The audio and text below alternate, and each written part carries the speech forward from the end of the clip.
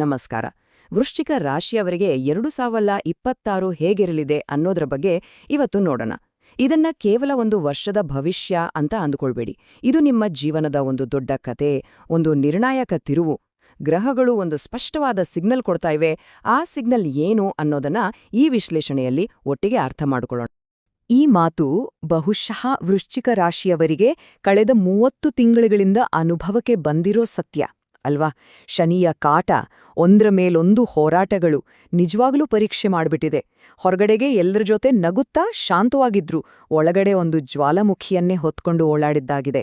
ಆದ್ರೆ ಆ ಪರೀಕ್ಷೆ ಈಗ ಮುಗಿಯೋ ಸಮಯ ಬಂದಿದೆ.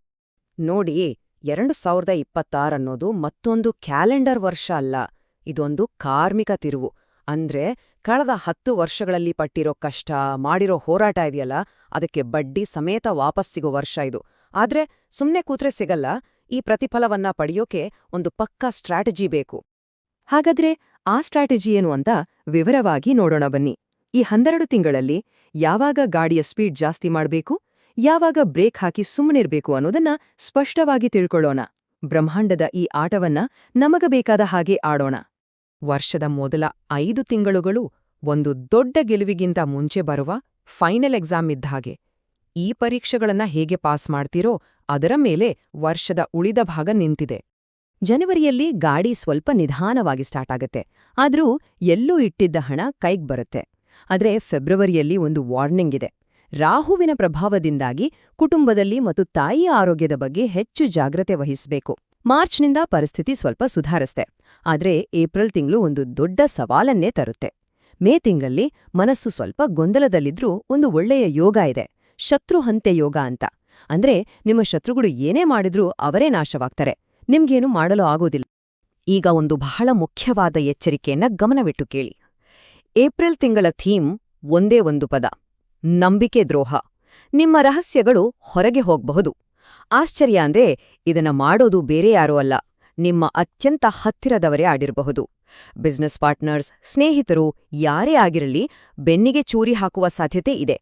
ಸೊ ಏಪ್ರಿಲ್ ತಿಂಗಳಲ್ಲಿ ಮಾತೇ ಬಂಗಾರ, ಮನಸ್ಸಿನಲ್ಲಿದ್ದನ್ನ ಹೊರಗೆ ಹಾಕಬೇಡಿ. ಈ ಪ್ರಶ್ನೆಯೇ ನಮ್ಮನ್ನ ವರ್ಷದ ಅತ್ಯಂತ ಪ್ರಮುಖ ಘಟ್ಟಕ್ಕೆ ಕರ್ಕೊಂಡು ಹೋಗುತ್ತೆ. ಈ ಸವಾಲುಗಳ ಸಮಯ ಮುಗಿದ್ಮೇಲೆ ಅದೃಷ್ಟದ ಬಾಗಿಲು ತೆರೆಯುತ್ತೆ. ಅದು ಯಾವಾಗ ಮತ್ತು ಹೇಗೆ ಅಂತ ನೋಡೋಣ ಬನ್ನಿ. ಸರಿ, ಈಗ ವರ್ಷದ ಅತಿದೊಡ್ಡ ಗೇಮ್ ಚೇಂಜರ್ ಬಗ್ಗೆ ಮಾತಾಡೋಣ. ಕೇವಲ ಒಂದು ದಿನ, ಒಂದು ಗ್ರಹದ ಸಣ್ಣ ಚಲನೆ ನಿಮ್ಮ ಇಡೀ ವರ್ಷದ ಕಥೆಯನ್ನೇ ಬದಲಿಸ್ಬಿಡುತ್ತೆ. ಈ ದಿನಾಂಕವನ್ನ ನಿಮ್ಮ ಕ್ಯಾಲೆಂಡರಲ್ಲಿ ದೊಡ್ಡದಾಗಿ ಮಾರ್ಕ್ ಮಾಡಿ ಇಟ್ಕೊಳ್ಳಿ. 2 ಜೂನ್ 2026. ಇದು ನಿಮ್ಮ ಕಷ್ಟಗಳೆಲ್ಲ ಮುಗಿದು ದಾಳುಗಳು ಉರುಳುವ ದಿನ. ದೇವಗುರು ಬೃಹಸ್ಪತಿ ತನ್ನ ಅತ್ಯಂತ ಬಲಶಾಲಿ ಮನೆಯಾದ ಕರ್ಕಾಟಕ ರಾಶಿಗೆ ಪ್ರವೇಶ ಮಾಡ್ತಾರೆ.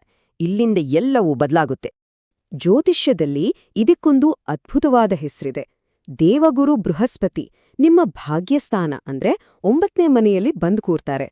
ಹೀಗೆ ಭಾಗ್ಯದ ಮನೆಯಲ್ಲಿ ಗುರು ಉಚ್ಚನಾದಾಗ ಅದು ಪರುಷಮಣಿಯಂತೆ ಕೆಲಸ ಮಾಡುತ್ತೆ, ಗೊತ್ತಾ? ಪರುಷಮಣಿ ಅನ್ನೋದು ಒಂದು ಕಲ್ಲು, ಅದು ಏನನ್ನೇ ಮುಟ್ಟಿದ್ರೂ ಚಿನ್ನ ಆಗತ್ತೆ. ಹಾಗೇನೆ ನಿಮ್ಮ ಪರಿಶ್ರಮಕ್ಕೆ ದೇವರ ಕೃಪೆ ಸೇರಿ ನೀವು ಮುಟ್ಟಿದ್ದೆಲ್ಲ ಚಿನ್ನವಾಗುವ ಯೋಗ ಶುರುವಾಗತ್ತೆ. ನಿಜವಾದ ಸಿನಿಮಾ ಶುರುವಾಗೋದೇ ಇಲ್ಲಿಂದ. ವರ್ಷದ 2ನೇ ಭಾಗಕ್ಕೆ ಬಂದ್ರೆ ಜೂನ್ ನಂತರ ಶುರುವಾಗೋದು ನಿಜವಾದ ಹಬ್ಬ. ಇದು ಪ್ರತಿಫಲದ ಸಮಯ, ಪಾಸಿಟಿವಿಟಿಯ ಸಮಯ. ಇಲ್ಲಿಂದ ನಿಮ್ಮ ವಿಜಯದ ಯಾತ್ರೆ ಶುರು. ಜೂನ್ ತಿಂಗಳಲ್ಲಿ ನಿಮ್ಮ ವ್ಯಕ್ತಿತ್ವಕ್ಕೆ ಒಂದು ಮ್ಯಾಗ್ನೆಟಿಕ್ ಪವರ್ ಬರುತ್ತೆ. ಜುಲೈನಲ್ಲಿ ಹಣ ಗಳಿಸೋದಕ್ಕಿಂತ ಹೊಸ್ತನ್ನು ಕಲಿಯೋದ್ರ ಮೇಲೆ ಗಮನ ಕೊಡಿ, ಅದು ಮುಂದೆ ತುಂಬಾ ಸಹಾಯ ಮಾಡುತ್ತೆ. ಆಗಸ್ಟ್ ತಿಂಗಳು ಇದು ವರ್ಷದ ಅತ್ಯಂತ ಪವರ್ಫುಲ್ ತಿಂಗಳು. ಯಾಕಂದ್ರೆ ನೀಚಭಂಗ ರಾಜಯೋಗ ಇದೆ. ಅಂದ್ರೆ ದುರ್ಬಲವಾಗಿದ್ದ ಗ್ರಹ ಶಕ್ತಿ ಪಡೆದು ರಾಜಯೋಗವನ್ನ ಕೊಡುತ್ತೆ.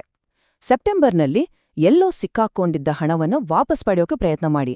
ಮತ್ತು ವರ್ಷದ ಕೊನೆಯ 3 ತಿಂಗಳು ದೊಡ್ಡ ದೊಡ್ಡ ಕನಸುಗಳು ನನ್ಸಾಗೋ ಸಮಯ. ಸರಿ, ಈ ಗ್ರಹಗಳ ಆಟವನ್ನೆಲ್ಲ ನೋಡಿದ್ವಿ.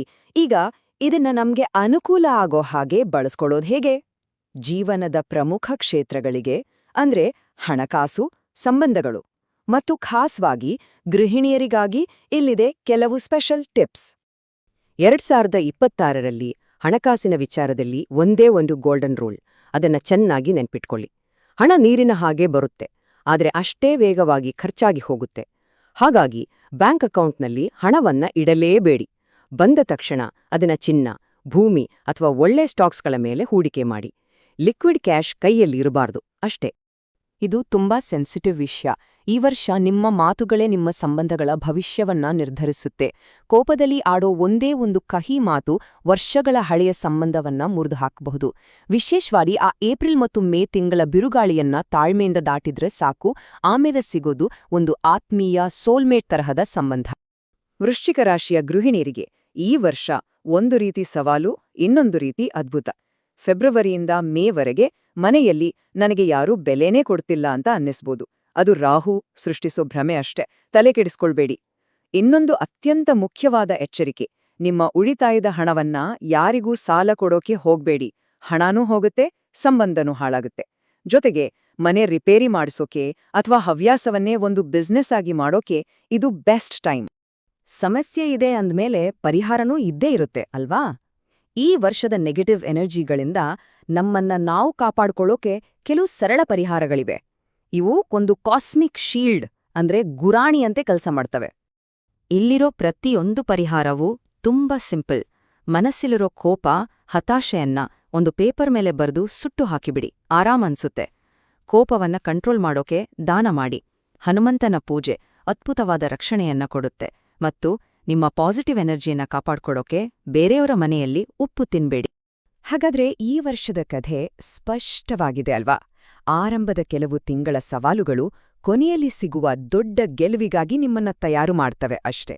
ಒಂದು ಮಾತು ನೆನ್ಪಿಡಿ: ಏಪ್ರಿಲ್ನಲ್ಲಿ ಬೆನ್ನಿಗೆ ಚೂರಿ ಹಾಕೋವರು ಇರ್ಬೋದು, ಆದ್ರೆ ಜೂನ್ ನಂತರ ನಿಮ್ಮ ವಿಜಯವನ್ನ ನೋಡೋಕೆ ಇಡೀ ಜಗತ್ತೇ ಸಾಕ್ಷಿಯಾಗಿರುತ್ತೆ. ಈ ವರ್ಷ ಬದಲಾವಣೆಯ ವರ್ಷ. ಗ್ರಹಗಳು ಕಳೆದುಕೊಂಡಿದ್ದನ್ನೆಲ್ಲ ವಾಪಸ್ ಕೊಡೋಕ್ಕೆ ಸಿದ್ಧವಾಗಿವೆ. ಆದ್ರೆ ಅದನ್ನ ಸ್ವೀಕರಿಸೋಕೆ, ಮುಖ್ಯವಾಗಿ ನಿಮ್ಮ ಮಾತು ಮತ್ತು ಕೋಪದ ಮೇಲೆ ಹಿಡಿತ ಸಾಧಿಸೋಕೆ ನೀವ್ ಸಿದ್ಧರಿದ್ದೀರಾ? ಯೋಚಿಸಿ.